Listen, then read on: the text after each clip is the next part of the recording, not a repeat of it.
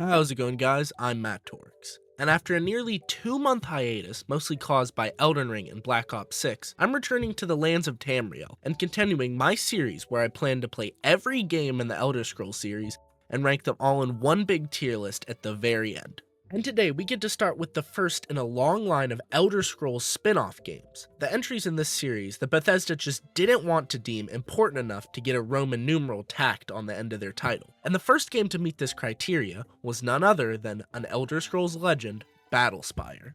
Now, rewinding the clock back to the 90s, after the commercial success of Daggerfall in 1996, Bethesda Softworks actually got to work on developing 3 different game projects simultaneously, those being Battlespire, Redguard, and Morrowind. The first project of these 3 to come out was none other than Battlespire itself, released in December of 1997, just 1 year after its predecessor. The game was originally planned to be an expansion of Daggerfall, and aimed to strengthen the dungeon crawler aspect that was already present in the series. But after a certain point in the development, the devs decided to pivot the game and create it as its own standalone project. The game chooses to ditch the open world aspect completely and focus purely on level design and a linear story, which I personally think worked in its favor, as scaling the scope of this game allowed it to really flush out some of the more central aspects when it came to gameplay, lore, and design, and provide the player with an intuitive and complete experience. But at the time, the game wasn't as well received when compared to the 2 other previous installments. Both Arena and Daggerfall had huge and nearly infinite worlds that were revolutionary to the gaming world back in the 90s, causing them to gain popularity.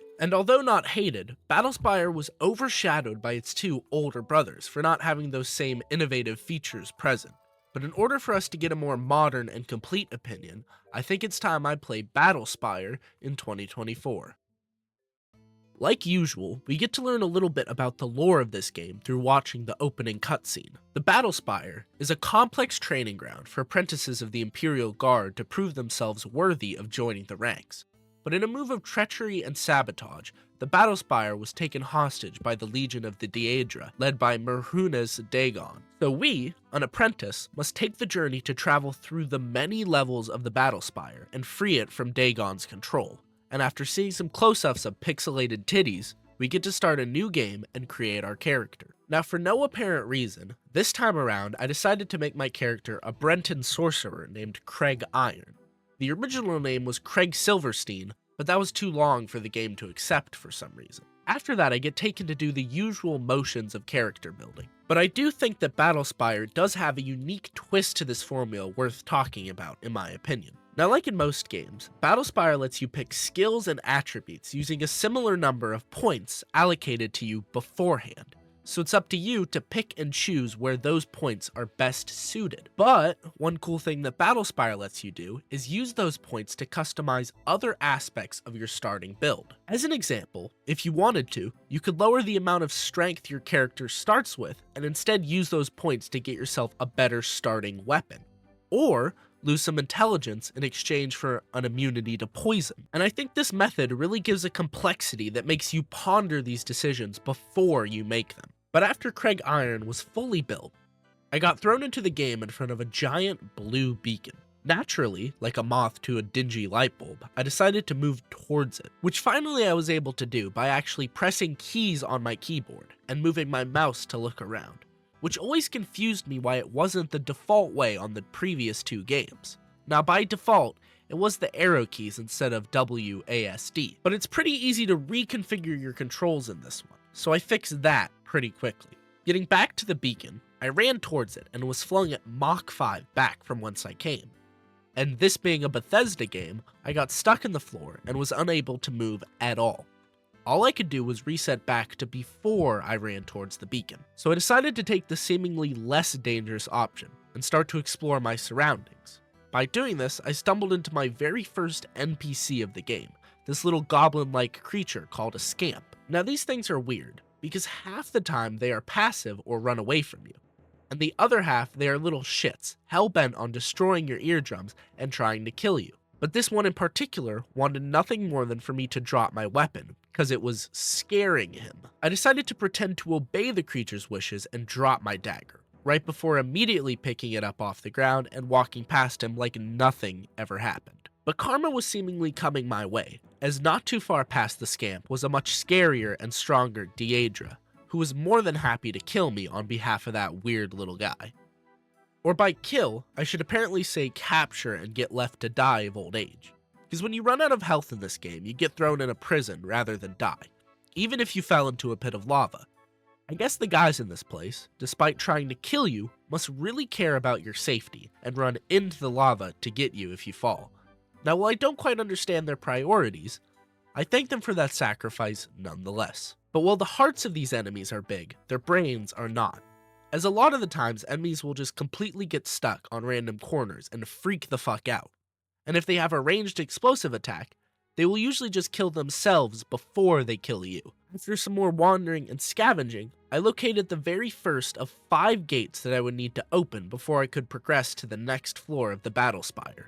These gates apparently connect the beacon in the middle of the spire to all other areas within itself, and by powering all 5 gates, I would gain access to a teleporter at the very end. Now with a new mission, I set out to explore all the areas of this floor and find those 5 gates. While searching a random room for some treasure, I opened up a hidden bookshelf door and met with a wizard with too long of a name for me to want to read.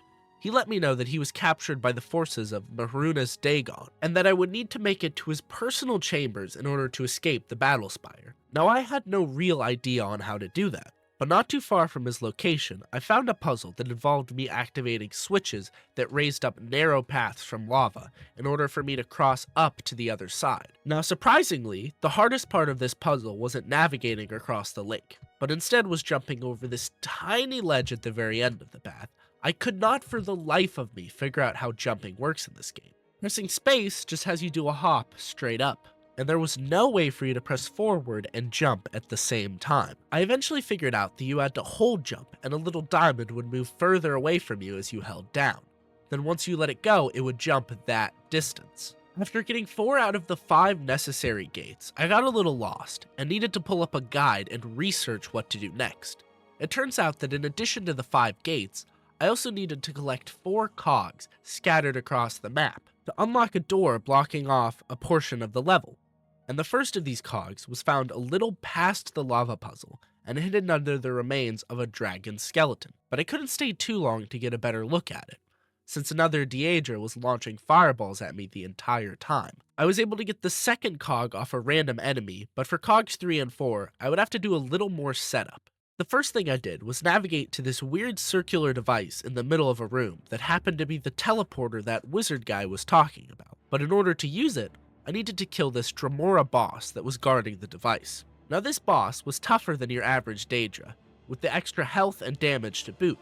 But once I saw the boss had a fireball, I knew what I had to do. So I ran around the little cone part of the teleporter, keeping the boss on the other side, so that when they casted fireball, they would damage and kill themselves. God, you gotta love the jankiness of Bethesda titles. Once they were dead, I stole their armor and used the teleporter, which took me to a small room with 4 possible paths I could teleport to. Now each of the 4 paths were just small treasure rooms with some gear upgrades and such. But what I was looking for was the wizard's chambers, and that was actually hidden behind this secret door, unlocked with the password Bostrophodon, which apparently is a style of writing that goes left to right on one line, then right to left on the other. So you learn something new every day, I guess. But once we were actually in the wizard's chambers, we were able to open up one more gate and grab one more cog for the collection, and I knew just where to get it. You see, a couple times in this playthrough, I stumbled across this bridge path right here. Now when I first tried to cross this path, I was launched into the abyss by these little magic floating symbols right here. It turns out that you actually need to be carrying something called an entry sigil in order to cross this barrier. But after killing a nearby scamp, I was able to cross the bridge and run into yet another Deidre. This one, instead of cheesing them with their own fireballs, he got stuck in the corner of a wall, and I stabbed them to death. On their persons, they had the 4th and final cog, so I ran to the required terminal, put all the pieces in place, and stepped through the final teleporter that would take me to the next floor. And since this level is essentially a 7th of the game, it seems like a good place to end my playthrough for now. Now moving on to my final thoughts for Battlespire. I gotta say that when I first came into this game, I honestly had no idea what to even expect. I mean, before researching for this video series, I had no idea that this game even existed in the first place. But after getting to sit down and play it for a bit of time, I can say that I was pleasantly surprised. I honestly think that because this game is so much smaller and linear than Arena and Daggerfall, it helps to make it just that more approachable. With the two previous games, it's really hard to understand where you need to go and what you need to do in their vast worlds where every place looks the exact same. But since all of Battlespire is contained to the same location, it's really easy to learn the goals and challenges the game tasks you with overcoming. I'm not saying that I think any of the three games are bad, I'm just saying that I think Battlespire has done a better job standing the test of time compared to some other entries in the series. But as always, regardless if you love or hate this game, feel free to share your opinions on how I'm wrong in the comments below. And if you enjoyed this video, consider leaving a like and subscribing to the channel, since it helps me out. If you got to this point in the video, thanks for watching, and I'll see you guys in the next video. Peace.